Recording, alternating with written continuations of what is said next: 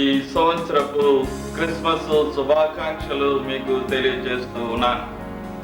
Christmas అనగా క్రీస్తును ఆరాధించుట, క్రీస్తు యొక్క జన్మను గుర్తు చేసుకుంటూ ఆయనను స్తుతించి కొనియాడి ఆరాధించేటటువంటి కార్యక్రమాన్ని క్రిస్మస్ అని అంటాము. క్రీస్తు జన్మ అది ఒక పెద్ద విశేషమైనటువంటి కార్యము.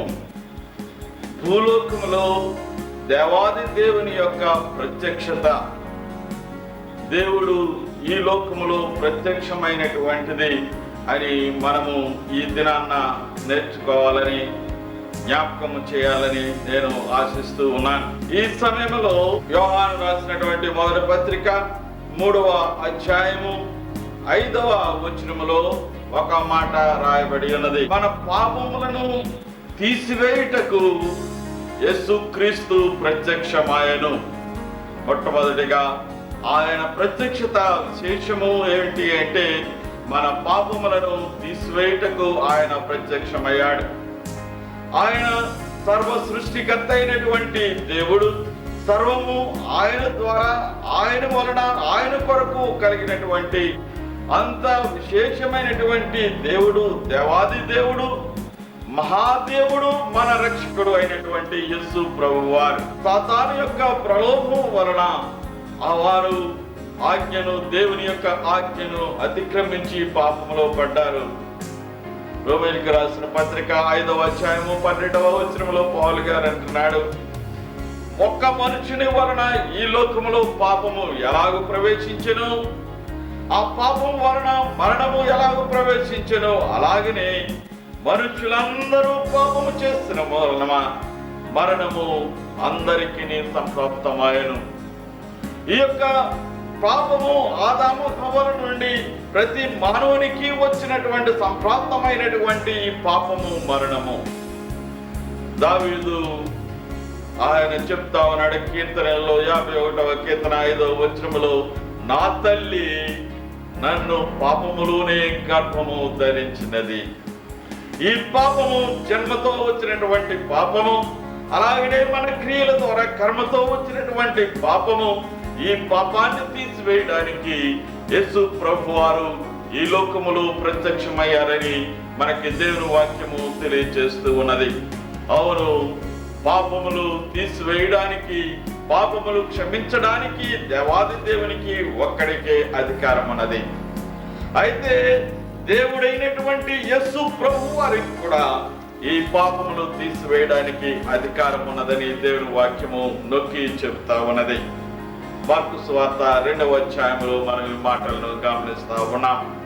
మనము ఆయన దగ్గరికి వచ్చినట్లయితే యోహాను మొదటి పత్రిక 1వ అధ్యాయము 9వ వచనములో ఆయన చెప్తా ఉన్నాడు, మన పాపములను మనం ఒప్పుకొని ఎడల ఆయన నీతిమంతుడు, నమ్మకమైనటువంటి వాడు కనుక మన పాపములను క్షమించి మన సమస్త దుర్నీతి నుండి మనలను పవిత్రులుగా చేయను. దేవునికి స్తోత్రం. మన పాపాలను క్షమించడానికి ఆశపడేటటువంటి దేవుడు, మన పాపాలను క్షమించడానికి సిద్ధముగా ఉన్నటువంటి దేవుడు. నీవు ఒప్పుకుంటే చాలు, వాటిని క్షమించడానికి సిద్ధముగా ఉన్నాడు. లేవికాండము 5వ అధ్యాయము 5, 6 వచనాల్లో మనము చూసినట్లయితే 5వ వచనము ఆఖరి వచనములో మనము చూస్తాము, పాపము చేసినటువంటి వాడు తన పాపాన్ని ఒప్పుకోవాలి. 6వ వచనంలో మనం చూస్తాము, పాప పరిహారార్థపు బలిని, పాప పరిహారార్థపు బలిగా ఒక కోడెదూడను, గొర్రె పిల్లను, మేకను అర్పించాలని ధర్మశాస్త్రము. వారు ఈ పాపి బదులుగా ఆయనకు బదులు ఒక పశువును అర్పించాలి. ఆ పశువు యొక్క తల మీద తన చేతులు పెట్టాలి. ఆ చేతులు పెట్టిన తర్వాత ఆ పశువును వధించాలి. ఆ రక్తము తీసుకుని బలిపీఠం దగ్గర, అడ్డతెర దగ్గర వారు ప్రోక్షించాలి. ఇది substitution, symbolic transfer of since, slaughter of the Animal, sprinkling of the blood, then only sins are forgiven. యాజకుడు అతని నిమిత్తము యాగము, అతని నిమిత్తము పాప పరిహారార్థము బలి అర్పించక అతనికి పాప క్షమాపణ కలుగును అని ధర్మశాస్త్రము చెప్తా ఉన్నది. హెబ్రీయుల గ్రంథము 9వ అధ్యాయం 22వ వచనంలో చూస్తున్నాము, రక్తము చిందింపబడకుండా పాప క్షమాపణ జరగదు.